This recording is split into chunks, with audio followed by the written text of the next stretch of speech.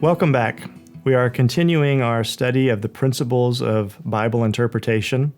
Last lesson, we introduced the genre of narrative and discussed how authors structure their narratives according to the introduction of the character, introduction of the conflict, resolution of the conflict, and then the epilogue. And what's great about this as a tool is we realize that authors can tell stories many different ways.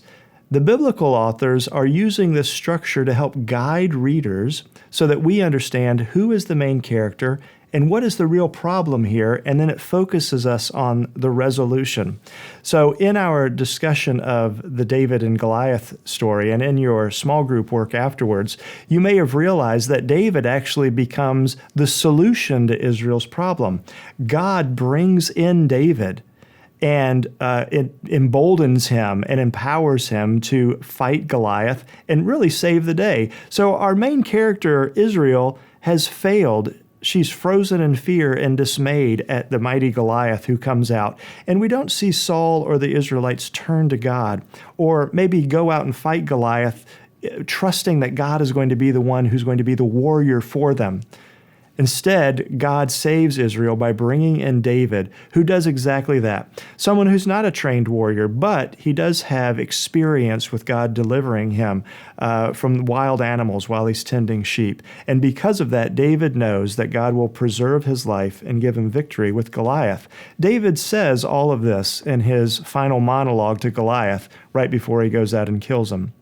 So we see here that this structure has really helped guiding us. And the David and Goliath story actually ends up being a sad story. The main character has failed, Israel, and Saul, as her king, is still not walking with God. And so all of this is setting up David, who is going to be a good and righteous ruler. We already know that he's been anointed to be the new king. That happened in the previous chapter. So this is how we see the biblical authors weaving these narratives together to tell a story. Well, how do we move from our observation of structure of narrative to interpretation and application? Our previous discussion of these 3 steps still applies to biblical narrative. Now we've just focused on some unique things about narrative that we can observe, and this would be the structure or the pattern of the narrative. However, there's some good questions, interpretation questions, that may help us to summarize these observations that we've seen here. So the first one here, how does this specific prologue, when you've identified the prologue of a narrative, how does it prepare you for this specific story? Remember, the role of the prologue is to do 2 things, to introduce the setting and to introduce the main character. And so we don't want to keep it that generic. In other words, we don't want to say, well, the prologue isn't giving me the setting and the main character. No, we want to look at this particular prologue. How does this particular prologue prepare me for the story?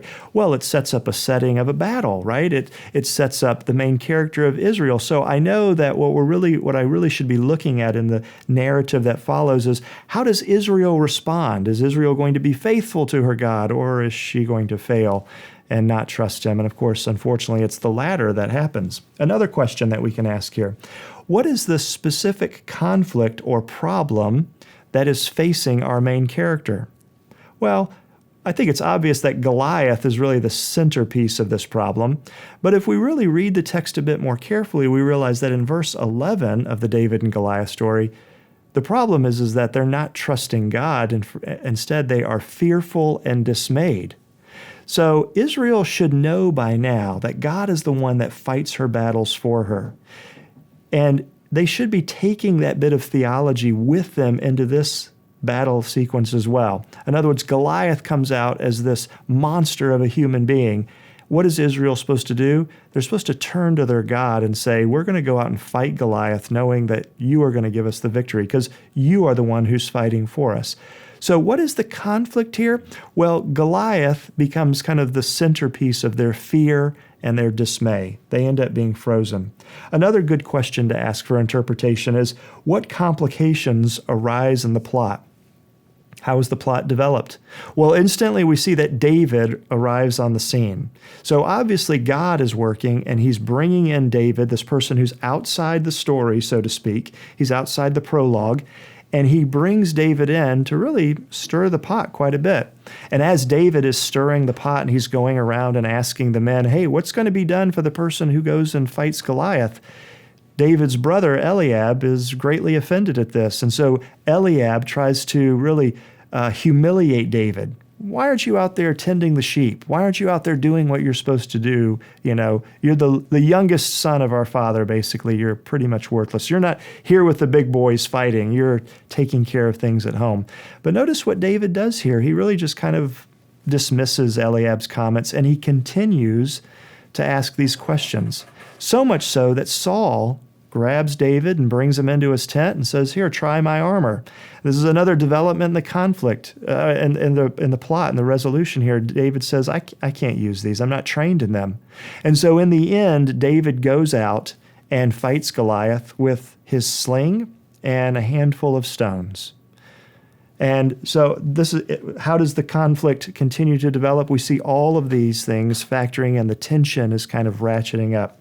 A fourth question that we can ask is, how is the conflict resolved and who resolves it?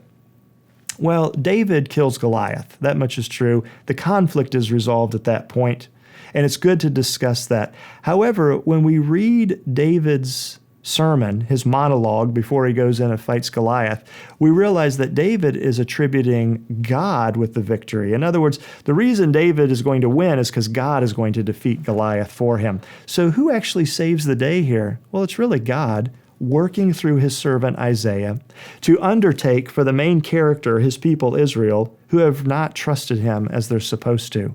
So asking ourselves the question of how exactly is it resolved is important, and then taking it a step further, who is the one who does the resolution? And it's God in this story. And then the last one we can ask is, how does the epilogue bring about closure to the narrative? How does the author tidy up this story? How does he show us that, hey, I'm winding this narrative down and I'm about to begin the next one? And so we can see that very clearly in the David story as Saul has a conversation with his general about who David is. And maybe this is in regard to the reward that David is going to be earning, being able to marry Saul's daughter and also be able to have his family tax exempt from the king's taxes there. In regard to application, we also have several questions that we can ask as well. And here, once again, we're backing up and we're not applying words or sentences, but we're applying the passage. So here we have this whole narrative, verses 1 to 58. What are we supposed to do with this passage? What is the author wanting us to do with this passage? Well, one question that helps us get started down this road is, what does this narrative reveal about the kind of challenges that the people of God typically face? In other words, if the main character is Israel and Saul, what does this story tell us about the challenges that the main character faces that are kind of typical that you and I face today? Maybe there's some parallels there. The second one that we can talk about is, how does the narrative show us that people can make their problems better or worse by the choices that they make in the story?